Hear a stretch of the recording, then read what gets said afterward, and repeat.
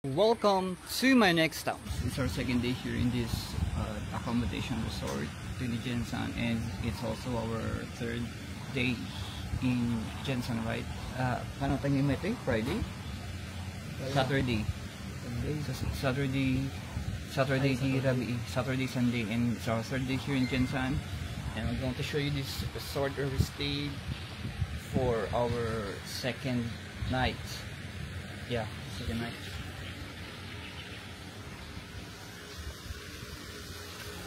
I booked it at Agoda. It's very affordable. I mean, less than 500 guys. Dua kami di kabsat ko, and we got our own hut at the Kubo. So the chodo di Kubo da. So inside the Kubo there are amenities at the CR, at the CR na restroom na at the pa nakasala na ken one room air conditioned. And this is the swimming pool.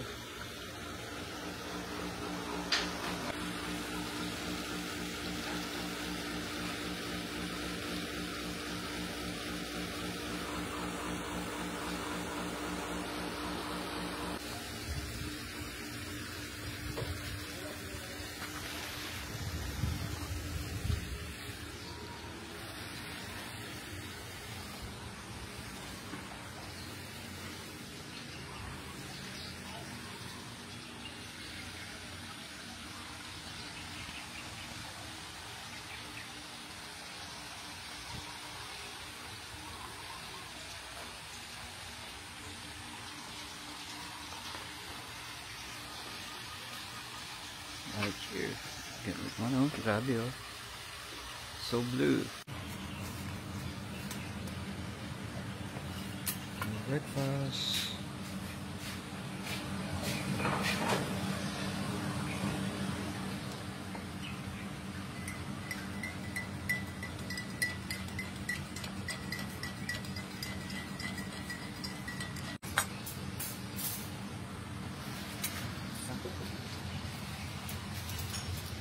Sumagot pag-grade kwenta.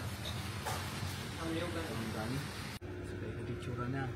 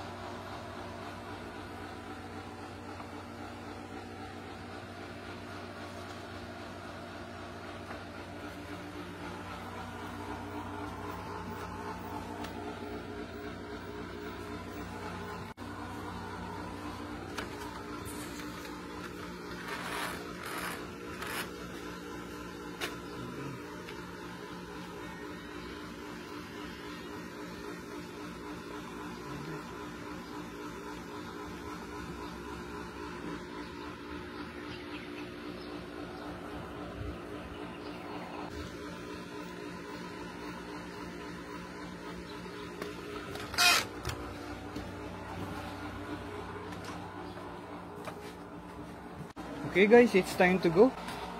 Na-enjoy mi met dating ako na lugar, mayat di place. It's unique no, iti kami city ti Jensan nga dati casting nga resort da nga rural vibes kasi ken gilikod ko na napansin niyo dito ni dakkel nga kayo. Actually dakkel dito eh. It's dakkel oh. Napos konti ko na. Right, oh, dito kayo, dakkel ti. Basta na, ti nagan, trunk na. So, ang gana jay. Okay, so dakkel lang kayo dito. Nagkanay no, ihag ko eh.